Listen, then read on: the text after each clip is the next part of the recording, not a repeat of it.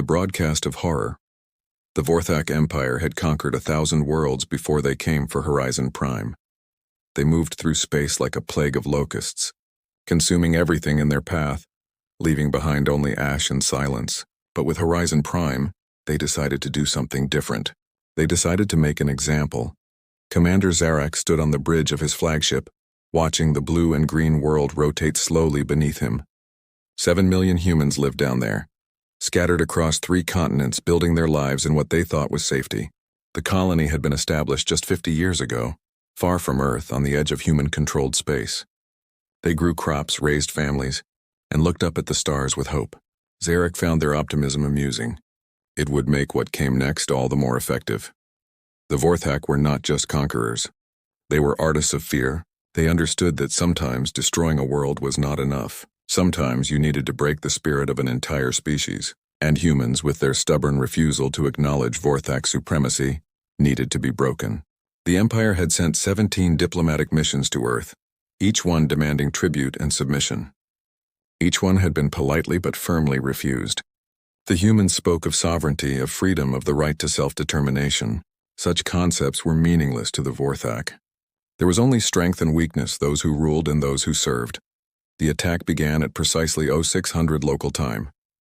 The Vorthak fleet didn't simply bombard the planet from orbit. That would have been too quick, too merciful. Instead, they deployed ground forces.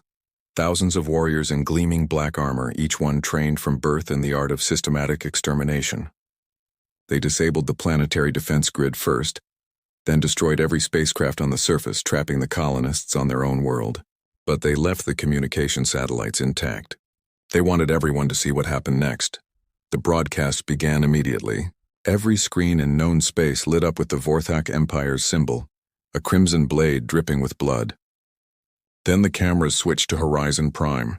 The killing started in the city of New Haven, the colony's capital. The Vorthak herded families into the central square, separating parents from children, forcing them to watch as each group was executed in turn. They used plasma weapons set to the lowest setting, ensuring death came slowly. The screams echoed across the galaxy. On Earth, 14 light-years away, the signal arrived during the evening news cycle. Billions of humans sat in their homes watching in horror as their fellow humans died. The media tried to cut the feed, but the Vorthak had hijacked every communication channel. There was no escape from the images. Parents covered their children's eyes, but the sound still penetrated. The methodical nature of it, the calculated cruelty, burned itself into the collective human consciousness. President Sarah Mitchell sat in the Situation Room, surrounded by her military advisors. The wall of screens showed the same horrific scenes from different angles. The Vorthak had positioned hundreds of cameras, ensuring every moment of suffering was captured in high definition. General Thomas Rodriguez, a veteran of 3 colonial wars, had tears running down his face. He wasn't trying to hide them. None of them were. The killing continued for 4 days. The Vorthak moved from city to city, settlement to settlement, farm to farm. They made sure to vary their methods, keeping the galactic audience engaged.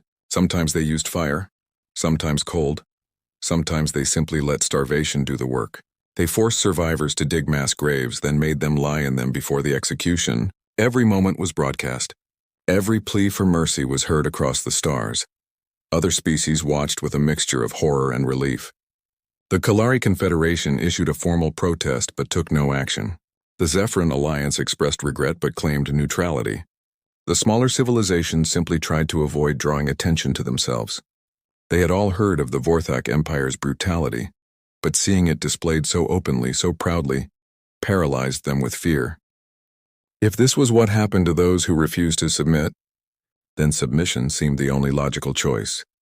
On the 4th day, when the last human on Horizon Prime drew their final breath, Commander Zarak himself appeared on the broadcast. He was tall even for a Vorthak, standing nearly 3 meters in height. His scaled skin was the color of dried blood, his 4 eyes gleaming with satisfaction. When he spoke, his voice was translated into every known language simultaneously. "Humans of Earth," he began, his tone conversational, almost friendly. "You have witnessed the price of defiance. 7 million of your kind are dead because your leaders refused to accept the natural order of the universe. The Vorthak Empire offers strength and stability to those who submit.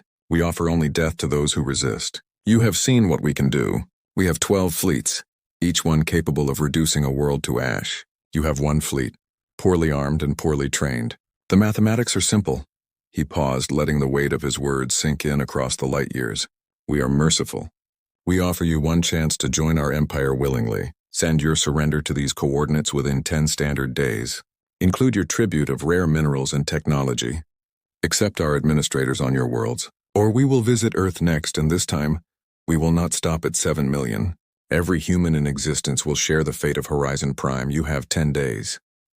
The broadcast ended.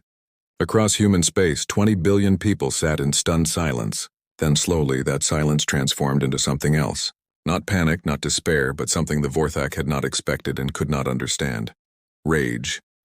Pure, distilled, crystallized rage. In the United Nations Assembly in New York, an emergency session was called. Representatives from every nation on Earth and every human colony gathered, either in person or by hologram. The Secretary General, an elderly Japanese woman named Akiko Tanaka, stood at the podium. She had spent her entire career working for peace, negotiating settlements, preventing wars. But when she spoke, her voice carried no trace of pacifism. We have all seen what the Vorthak have done, she said. They have murdered 7 million innocent humans and broadcast their suffering for entertainment. They believe this will break us. They believe we will kneel. She paused, looking around the room at hundreds of faces, all carrying the same expression. They are wrong. The British representative stood. I motion for immediate authorization of Protocol 7. A gasp ran through the room. Protocol 7 had been written 70 years ago, after humanity's first contact with hostile aliens. It had never been invoked. It called for the complete conversion of human civilization to a war footing. Every resource, every person, every thought directed toward a single goal, the complete annihilation of the enemy. Seconded, said the American representative immediately.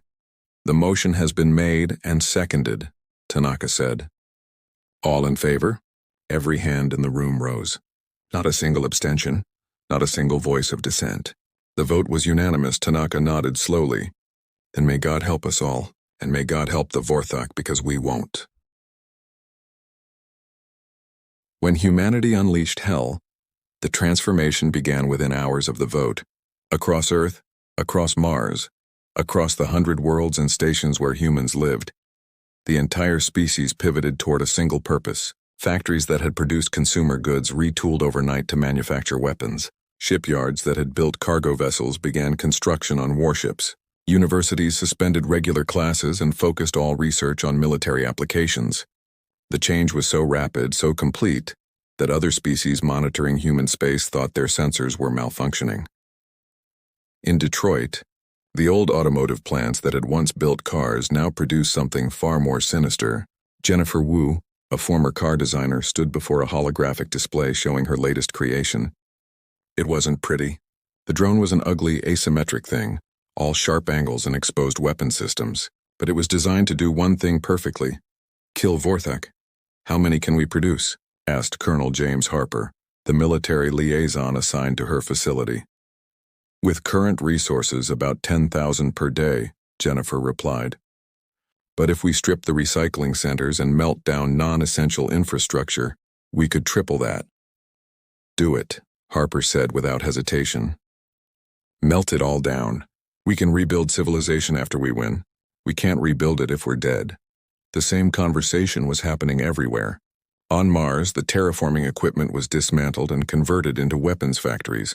The massive atmosphere processors, designed to give the red planet breathable air, were repurposed to produce chemical weapons that would be lethal to Vorthak biology. The colonists worked 20-hour shifts, sleeping in the factories to save travel time. Nobody complained. Everyone had watched the broadcast. But it wasn't just the industrial transformation that stunned the galaxy. It was what humanity was building. The Vorthak, like most spacefaring civilizations, followed certain unwritten rules of warfare. Wars were fought between fleets with sophisticated energy weapons and shields. Ground combat, when it occurred, followed predictable patterns. The humans threw out every rule, every convention, every concept of civilized warfare. They built kinetic weapons, massive railguns that could accelerate projectiles to significant fractions of light speed. They created biological weapons tailored specifically to Vorthak physiology. They developed computer viruses designed to corrupt Vorthak navigation systems. They strapped engines to asteroids and turned them into guided missiles. They took every dirty trick, every banned weapon, every war crime that galactic civilization had agreed never to use, and they mass-produced them. Captain Marcus Chen stood on the bridge of humanity's newest warship, if it could even be called that. The vessel had been a mining ship just 2 months ago. Now it bristled with weapons, its cargo holds filled with nuclear warheads. The ship had no name, just a number, Revenge 47. There were hundreds like it. Each one ugly, each one expendable, each one crewed by volunteers who didn't expect to come home. "Captain, we're receiving a transmission from Vorthak Space," his communications officer reported. "It's from their intelligence service." Chen pulled up the message. The Vorthak were confused.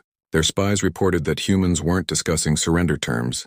Instead, they were debating which Vorthak worlds to attack first. Military planners argued over targeting strategies with the passion of sports fans discussing championship games. Scientists published papers on the most efficient ways to render planets uninhabitable. Children drew pictures of burning Vorthak cities and hung them on refrigerators. The Vorthak had expected fear. They had expected desperation. They had expected pleas for mercy. They had not expected this cold, methodical preparation for genocide. Commander Zarak himself called an emergency meeting of his war council. "This is not possible," one of his advisors insisted. "The humans have 1/10 our fleet strength. Their technology is inferior. They cannot seriously be planning an offensive." "And yet they are," Zarak replied, studying the intelligence reports. "They're not even trying to hide it. They're broadcasting their intentions openly." "Perhaps it's a bluff," another advisor suggested. "A desperate attempt to make us hesitate." Zarak considered this, then shook his head. "No, look at their industrial output. Look at their recruitment numbers. Every human of fighting age has volunteered for military service. Their children work in the factories. Their elderly manage logistics. Their entire species has become a weapon aimed at us." 3 months after the vote, humanity was ready. The fleet that assembled at the edge of human space was unlike anything the galaxy had ever seen. Over 3,000 vessels, most of them converted civilian ships, each one loaded with weapons that violated every treaty humanity had never signed. Admiral Lisa Park stood on the flagship looking at the tactical display. She had spent her career studying naval warfare, preparing for a day she hoped would never come. Now it was here. "All ships report ready," her tactical officer announced. Park nodded. "Open a channel. All frequencies." The communication system activated, and Park knew her words would reach every corner of known space. "This is Admiral Lisa Park of the United Earth Fleet. 3 months ago, the Vorthak Empire murdered 7 million humans and broadcast their deaths for entertainment. They gave us 10 days to surrender. We have a different response. For every human killed on Horizon Prime, we will take 10,000 Vorthak lives. This is not a negotiation. This is not a threat. This is a mathematical certainty. We are coming." The fleet jumped to hyperspace. Their first target was Vorthak Beta, an industrial world with a population of 70 million. The Vorthak defense fleet was waiting for them, confident in their technological superiority. They had better shields, better weapons, better training. What they didn't have was humanity's complete disregard for their own survival. The battle was over in 6 hours. The human ships didn't try to match the Vorthak in a conventional engagement. Instead, they simply rammed them. Converted cargo haulers loaded with nuclear weapons accelerated to maximum speed and slammed into Vorthak cruisers. Mining ships fired clouds of metallic asteroids that overwhelmed point defense systems. A passenger liner, its hull packed with chemical weapons, deliberately flew into the planet's atmosphere and detonated, spreading toxins that would render the world uninhabitable for centuries. The Vorthak had never seen anything like it. Wars were supposed to be fought with some measure of self-preservation. The humans fought like they were already dead, and just wanted to take as many enemies with them as possible. By the time the Vorthak fleet retreated, they had lost 40 ships and the entire planet was burning. The galaxy watched in stunned silence as humanity carved a path of destruction through Vorthak space. Planet after planet fell, not to superior technology or tactics, but to the simple willingness of humans to die for their revenge. The broadcasts that had once shown human suffering now showed Vorthak cities burning, their populations fleeing in terror from an enemy that couldn't be reasoned with, couldn't be bargained with, and absolutely would not stop. Commander Zarak stood in his war room, watching the tactical displays showing the human advance. In 6 months, they had destroyed 20 Vorthak worlds. The mathematics were simple and terrible. At this rate, the Empire would be gone within 2 years. His advisors begged him to negotiate, to offer reparations, to do something to stop the human onslaught. "Send a message to Earth," he finally said. "Tell them we surrender. Tell them we will pay any price, accept any terms if they will just stop." The response came back within hours. It was text only, signed by every leader of every human nation and colony. "You killed 7 million of ours. We have killed 200 million of yours. We are not finished. You taught us that mercy is weakness. Thank you for the lesson." The war continued for another 3 months before the Vorthak Empire collapsed entirely. Their core worlds were radioactive ruins. Their fleet was scrap metal floating in space, their population reduced by 90%. The survivors fled to the edges of the galaxy, becoming refugees, begging for shelter from the same species they had once terrorized. Humanity stopped only when the mathematical equation was balanced. 7 million humans had died on Horizon Prime. 70 billion Vorthak paid the price. Then, as suddenly as it had begun, the killing stopped. The human fleet returned home, the factories returned to producing consumer goods, and the soldiers became civilians again. But the galaxy never forgot. They had seen humanity at peace, and they had seen humanity at war. They had learned that humans could be friendly, generous, even naive. But they had also learned that when pushed too far, when their loved ones were threatened, humans would burn the stars themselves to achieve their revenge. No one ever broadcast human deaths again.